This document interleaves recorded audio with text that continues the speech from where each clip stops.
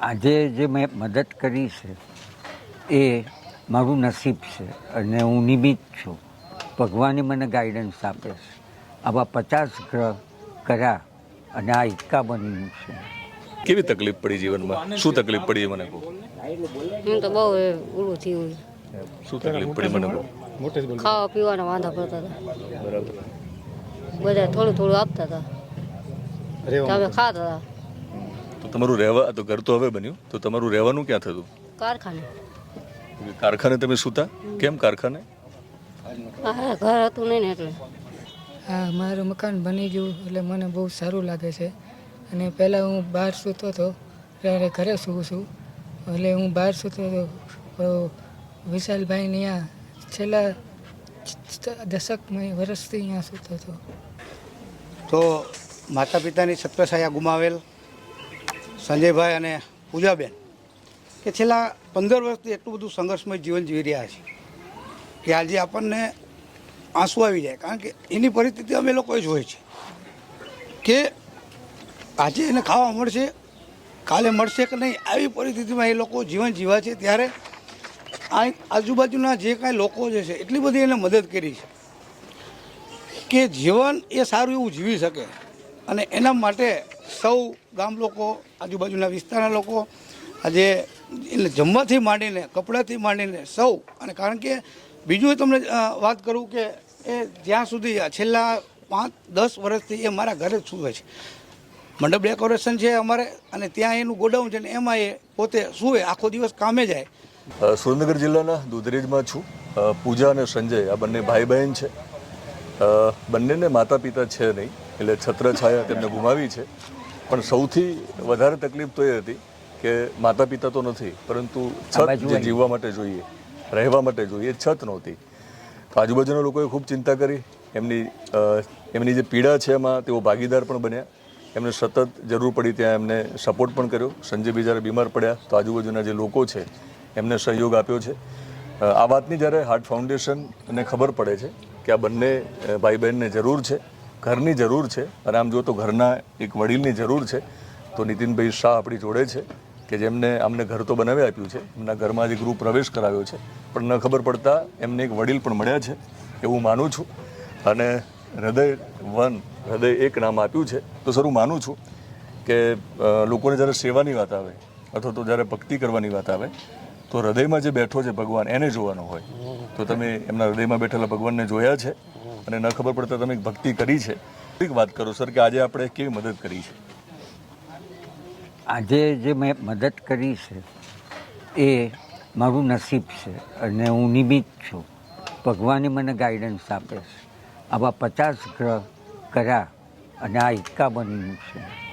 અને હું દરેક જણનો આત્મા એક જ છે, તમારો, મારો, સંજયનો ને બધાનો. અને હું ભક્તિમાં બહુ માનું છું અને ભગવાન મને આશીર્વાદ આપે છે, એટલે જ આટલા સારા કામ થાય છે. સર, પૂજ્ય મોટાના વિચારો તમારા જીવનમાં છે, પણ તમે ખૂબ મોટા પરિવારમાં જન્મ્યા છો. સુમન શાહનું નામ લઈએ તો લગભગ બધાને ખબર છે ગુજરાતને, ખૂબ મોટા ડૉક્ટર. એ પરિવારમાં જન્મ્યા પછી નાના પરિવારની ચિંતા કરવી, આ સંસ્કાર ક્યાંથી મળ્યા? પૂજ્ય મોટા મારા ગુરુજી હતા અને એમને ચોપડીમાંય લખ્યું છે કે ડૉક્ટર નીતિન શાહને સાથે મારા ગયા જન્મથી સંબંધ છે. હું બહુ જ માનું છું. આ ગજવામાં એમનો ફોટો 24 કલાક હોય છે. જી સર. સર, આમ તો લોકો ગજવું ભરવા માટે આખી જિંદગી ખર્ચી નાખે છે, પણ પૈસા ખર્ચવાની વાત આવે તો પોતાના માટે ખર્ચે, પણ ડોનેશન આપવામાં ક્યાંક કંજુસાઈ કરતા હોય છે. તમે જન્મારાની વાત કરી છે, અનેક જન્મારાની પ્રક્રિયા છે. આપણને ખબર નથી કે આપણને છેલ્લે ક્યારે જન્મ મળ્યો હશે અને આવતા ક્યારે મળશે. પણ આ જન્મારો સુધારવા માટે શું કરવું જોઈએ? નવી પેઢીને શું કહેશો? ખાસ તો એવા લોકોને જેને સંપત્તિ ભગવાને આપી છે. ખાસ કરીને એટલું, આઈ એમ 80 years, એક્સપિરિયન્સ જોતા લાગે છે પૈસા માટે દોડધામ, ફાસ્ટ લાઈફ વધારે નથી કેવું. Number 1 killer trace and strain છે. પણ સાથે 5%, 10% જે યોગ્ય હોય પોતાની ઇન્કમ, આવક કે એ ચેરિટી અને ગરીબોને મદદ કરવી. એમાં સૌથી પહેલું અનાજ આવે છે. બીજું આવે છે ઘર, ત્રીજું આવે છે અત્યારે ડૉક્ટરોની દવાઓ કે એ બધું ઘણી ચીજો છે. પણ નવી પેઢીએ બીજાનો વિચાર કરવો એ બહુ અગત્યનું છે. પોતાનો જ વિચાર કરીને પોતાનું જ કુટુંબને સંભાળવું એ હવે આ નવા જમાનામાં પેઢી ચોક્કસ બદલાશે. હવે મંદિરોમાં જોયું બધા યંગસ્ટર જતા થયા છે, એ રીતે આ લોકો માનવ સેવા કરતા થશે જ એવું મને લાગે. આર્ટ ફાઉન્ડેશનની સેવાના કાર્યોથી તમારે અવગત થવું હોય તો તમને ડિસ્ક્રિપ્શનમાં લિંક આપીશ, અને તમે એમની જ આ ચેનલમાં પણ વિડીયો જોતા હશો અને મારી યુટ્યુબ ચેનલમાં પણ જોતા હશો, તો ત્યાં તમને બીજી બધી વાતો મળશે.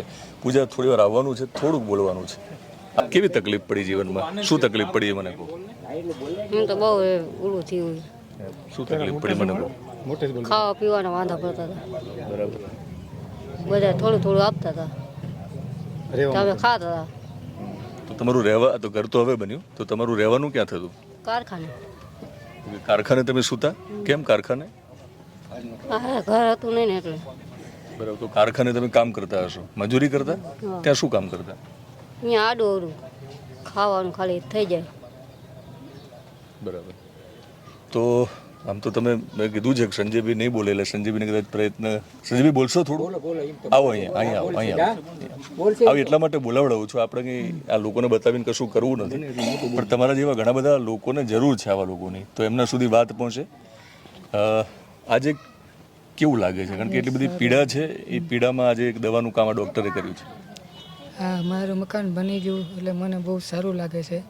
અને પહેલાં હું બહાર સૂતો હતો, ત્યારે ઘરે સૂવું છું. એટલે હું બહાર સૂતો હતો, વિશાલભાઈને અહીંયા છેલ્લા 10 વર્ષથી અહીંયા સૂતો હતો. મકાન પડી ગયું હતું, કોઈ સહારો નહોતો. બરાબર. મિત્રો, સમાજના શ્રેષ્ઠી ઘણા બધા છે, બધા સાથે વાત નહીં થઈ શકે. એક એવા શ્રેષ્ઠી છે કે જે મુંબઈ છે પણ આ જિલ્લાની ખૂબ કાળજી લે છે, અને જ્યારે જ્યારે જરૂર પડે તો અલગ અલગ સંસ્થામાં તેઓ ટ્રસ્ટી છે. યાદી બહુ લાંબી છે, એમની સંસ્થા વિશે ઘણી બધી વાતો કરીશું. સર, આવો અહીંયા. આપણા જિલ્લામાં ઘણું બધું કામ આમ તો થયું છે, અને ડોનર મળ્યા છે આપણને, પણ નીતિનભાઈ આજે જે કામ કર્યું એને લઈને તમે શું કહેશો? નીતિનભાઈ જે કામ કર્યું બહુ ભવ્ય કામ કર્યું છે. આજે જનરલી આપણે આપણી કોમ્યુનિટીનું કામ કરીએ છીએ. આજે માનો કે અમે પુણ્યાનગર બનાવ્યું તો જૈન ભાઈઓ માટે બનાવ્યું, અમે શિવસાનગર બનાવ્યું તો જૈન ભાઈઓ માટે બનાવ્યું. પણ જ્યાં સુધી આપણે નીચેના લેયર સુધી રહેવા જઈએ ને, ત્યાં સુધી આપણને ખબર નથી કે એ લોકોને શું જોઈએ છે. એટલે ભાવેશભાઈએ જે એમને પ્રેરણા આપી કે આ લોકોને ઘરની જરૂર છે, તો આવી રીતે દરેક એરિયામાંથી કોઈ લીડિંગ લેવું જોઈએ. અને જે દાતાઓ છે એને તો કરવું જ છે, પણ દાતાઓને ગાઈડલાઈન જોઈએ છે કોને કરવું. તમને તો આવા યોગ્ય માણસો હોય તો સમાજ સુધી પહોંચે અને નીચેના લેયર સુધી આ ઘર મળે. બિલકુલ સમજ્યા ને? આ બહુ મોટી વાત છે. માણસનું ઘર મળે એ એનાથી મોટો આનંદ કોઈ નથી. બિલકુલ. આજે સર વધારે આનંદ તો આ લોકોને છે, જે લોકો એમના અને નેબર મારે છે. તો રુદ્રેજના જે ભાઈ બહેનો આજુબાજુમાં વસે છે એ લોકોને અભિનંદન આપવા છે કે નાની મોટી હેલ્પ જ્યારે માણસ ભીખો ત્યારે ચણા આપો ને તો એ બી સેકન્ડ કરતાં વધુ સારા લાગે. એટલે આ લોકોએ જ્યારે ભીખ્યા હતા ત્યારે બધાએ જે સેવા આપી છે ને એ અદ્ભુત આપી છે. આ ભાઈ માંદા હતા, એને જીવડવા અને અમદાવાદ લાવવા લઈ જવા આવો કોઈને ટાઈમ હોતો નથી ને આવી કોઈ સેવા આપતું બી નથી. તો આવી જે સેવા આપનાર છે ને એ લોકો માણસો છે કે જે પડદા પાછળ કામ કરે છે, અને પબ્લિસિટીની જરૂર નથી. આપણે એનું બહુમાન બી નથી કર્યું, છતાં એ માણસે આટલું કામ કર્યું છે. તો એવા ભાઈઓને મારા ખાસ આપી રહ્યું. આમ તો સમય છે નહીં લોકો જોડે, આમ છતાં હું લાંબા વિડીયો બનાવવા માટે કુખ્યાત છું. રીલ અને શોર્ટનો જમાનો છે, લાંબો વિડીયો બનાવું છું. આ વિડીયો થોડોક લાંબો છે પણ જોજો તમે.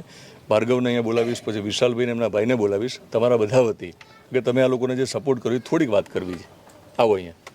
ભાર્ગવભાઈ, આમ તો થોડીક વાત કરી છે, પણ થોડીક ટૂંકમાં વાત કરું કે કહાની શું છે, જેથી આપણને ખબર પડે કે ઘરનું કેટલું મહત્વ છે. સંજય અને પૂજા ઓછું બોલે. હું જ્યારે મને વાત મળી, અમારા મિત્ર છે વસંતભાઈ એમના થકી, તો હું સર્વપ્રથમ અહીંયા આવ્યો, જોયું મેં તો ત્યારે સંજય અહીંયા ખાટલામાં સૂતો હતો અને આજુબાજુ કંઈ નહીં, મીણિયા પછી બાવળિયા હતા, કચરો હતો. પછી સંજય પાસે હું બેઠો, મેં વાત કરી પણ ન થઈ શકી. પછી વિશાલભાઈ અને બળદેવ કાકા એમને બોલે, એમણે બધું જ મને વાત કીધી. પછી પૂજા આવી, તો ત્યારે આમ તો કદાચ તેને જે પહેરેલું હતું એટલે મેં કીધું આ છોકરી તો કે હા. તો કેમ આ રીતે? તો કે હું સ્ત્રી છું ને, એટલે કોઈ હું સ્ત્રી તરીકે મને કોઈ ઓલું ન કરે, હું બહાર સૂવું છું, બહાર રહું છું. તો ત્યારે મને એમ સમજાણું કે એક સ્ત્રીને કેટલું બધું દુઃખ વેઠવું પડતું હોય છે કે આવું જ્યારે એકલા હોય ત્યારે. અને ભાઈ સતત ખાટલામાં તો એનું સંભાળ ના રાખે કે એની સંભાળ પોતે બેન તરીકે રાખે. ત્યારે મને એમ થયું કે હવે કંઈ આપણે આના માટે કરવું. તો ત્યાર પછી મેં સાહેબને વાત કરી અને સાહેબે તરત જ હા પાડી કે આપણે એને એક સરસ મકાન બનાવશું અને એને ગૃહ પ્રવેશ કરાવશું. સાહેબની તો આ હોય, પણ સર તમારા વાઈફે જે તરત કીધું કે આ કરવું જ છે એના વિશે વાત કરો, આજે આવી શક્યા નથી. મેં મારા વાઈફને વાત કરી કે આવી રીતે ભાર્ગવ પ્રપોઝલ લઈને આવ્યો છે તો શું કરવું. તો બધી વિગત નથી કહેતો, પણ વિગત એને કહું ઘર તૂટેલું, ખુલ્લામાં સૂતા, તેના આંખમાં આંસુ આવી ગયા અને કહ્યું કે આજને જ કરી કાઢ. એટલે એટલો એનો આભાર માનું. મારે તો કરવું હોય પણ એ બી બહુ દયાળુ. આમ તો આ કાર્યક્રમમાં ઉપસ્થિત પહેલાં તો દિનેશભાઈનો હું ખૂબ ખૂબ આભાર માનીશ કે આવા સત કાર્યમાં એ પધાર્યા છે અને આનો આજે અમને એનો સમય જે મળ્યો છે એ માટે જો હું બે શબ્દો વાત કરું તો માતા પિતાની છત્રછાયા ગુમાવેલ સંજયભાઈ અને પૂજાબેન કે છેલ્લા 15 વર્ષથી એટલું બધું સંઘર્ષમય જીવન જીવી રહ્યા છે કે આજે આપણને આંસુ આવી જાય, કારણ કે એની પરિસ્થિતિ અમે લોકોએ જોઈ છે કે આજે એને ખાવા મળશે, કાલે મળશે કે નહીં, આવી પરિસ્થિતિમાં એ લોકો જીવન જીવા છે. ત્યારે આ આજુબાજુના જે કાંઈ લોકો જે છે એટલી બધી એને મદદ કરી છે કે જીવન એ સારું એવું જીવી શકે. અને એના માટે સૌ ગામ લોકો, આજુબાજુના વિસ્તારના લોકો આજે એને જમવાથી માંડીને, કપડાથી માંડીને સૌ. અને કારણ કે બીજું તમને વાત કરું કે એ જ્યાં સુધી છેલ્લા 5-10 વર્ષથી એ મારા ઘરે જ સૂવે છે. મંડપ ડેકોરેશન છે અમારે અને ત્યાં એનું ગોડાઉન છે ને એમાં એ પોતે સૂવે. આખો દિવસ કામે જાય, રાત પડે અને ત્યાં સૂઈ જાય, સવાર પડે ચા એને મળશે કે નહીં મળે એ પરિસ્થિતિ. એની બેન જે છે અહીંયા અમારા ગામની અંદર પેપીનું કારખાનું છે તો એ પોતે અહીંયા જીવન જીવે, આખો દિવસ કામ કરે, સાંજે અહીંયા સૂઈ જાય. કોઈ કુટુંબની અંદર કોઈ એમનું દેખરેખ કરવાળું નહોતું. પણ આ તો સારા પ્રતાપ કે આજુબાજુના વિસ્તારના લોકોએ એમનું થોડું બધું ધ્યાન રાખ્યું છે. અને અમે લોકોએ પછી એનું શું કહેવાય કે પ્રચાર પ્રસાર પણ એટલો બધો કર્યો કે ભાઈ આ લોકોને સારું એવું ઘર મળી જાય.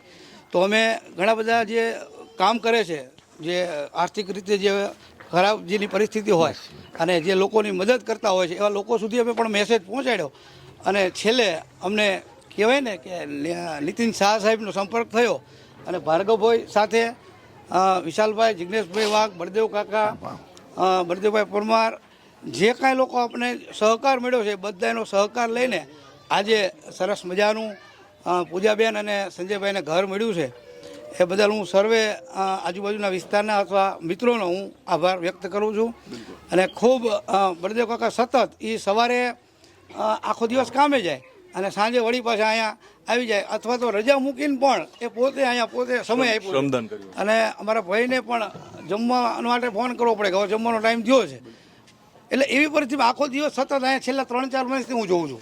કારણ કે હું તો શિક્ષક તરીકે વ્યવસાય કરું છું એટલે અમે તો 10 થી 5 સ્કૂલે હોઈએ, પણ સાંજે ક્યારેક ક્યારેક હું પણ આંટો મારતો હતો. પણ વધારે મહેનત બળદેવ કાકા છે, પછી વિશાલભાઈ વાઘ છે, જિગ્નેશભાઈ છે, ભાર્ગવભાઈ છે, બાજુમાં આ લક્ષ્મણભાઈ છે, બધા ઘણા બધા લોકોનો સહકાર છે. કારણ કે આ એક કામ જે છે એ એકલાથી નથી થતું. એટલે જ આ બધાને પૂછી રહ્યો છું. એકથી નથી થતું. તમામનો સહકાર મળ્યો છે. કોઈ એક વ્યક્તિ થ્રુ જ આ કામ નથી થયું. અને આજે સરસ મજાનું કહેવાય ને સંજયના શ્વાસે અને શું કહેવાય પૂજાબેનના સથવારે આ ઘર એક સરસ મજાનો ગૃહ પ્રવેશ થયો. અરગથી હૃદયના તેડા ના કાર્યક્રમમાં વિશાલભાઈ 1 મિનિટ આવો. હવે રડવાનું નથી, તમે ભાવનાથી રડી 1 મિનિટ આવો. એટલા માટે બોલાવું છું તમને કે અરખના આંસુ છે. મંડપનો તમારો વ્યવસાય છે, કમાવા માટે આપણે મંડપ બાંધીને જ્યાંથી આપણને પૈસા પણ મળે. આજે આ ગૃહ પ્રવેશ વખતે મંડપ બાંધવાનો જુદો આનંદ હશે, એના વિશે વાત કરો. એક જુદો અરખ હશે. હવે તો ઘણા વર્ષોથી મારી સાથે છે જ તે, અને મારીથી જે થતું હતું મેં કર્યું છે. હવે આજે જે મંડપ બાંધ્યું બરાબર ને, જ્યાંથી તમને પૈસા નથી મળવાના, પણ એ સંતોષ કેટલો મોટો છે જેની કોઈ કિંમત નથી. પણ એનું હું કોઈ લાગણી વ્યક્ત નથી કરી શકતો કે કોઈ વાત મારા હૈયા નથી આવતી કે હું શું વાત અનુભવ. તો મિત્રો સંજય અને પૂજા જેવા અનેક લોકો છે આપણી આજુબાજુમાં કે જેમને સથવારાની જરૂર છે. આપણે એમના હૃદય સુધી પહોંચવાનો પ્રયત્ન કરીએ, એમના હૃદય સુધી પહોંચીશું તો કદાચ આપણને ખબર પડશે કે ઘણી બધી જરૂર છે, સહાયની પણ જરૂર છે અને હૂંફની પણ જરૂર છે. આ જ પ્રકારના અનેક વિડીયો સાથે ફરી મળીશ, જેમાં આપણે સેવાની સુગંધ જે છે એ લોકો સુધી પહોંચાડીશું. હા, આ બંને જે છે એમને શ્રમદાન કર્યું છે, એમને સતત સમય પણ આપ્યો છે ને જ્યારે ઘર બન્યું ત્યારે એમને શ્રમદાન કર્યું છે, તો એ બંનેનો પણ આભાર માનું છું.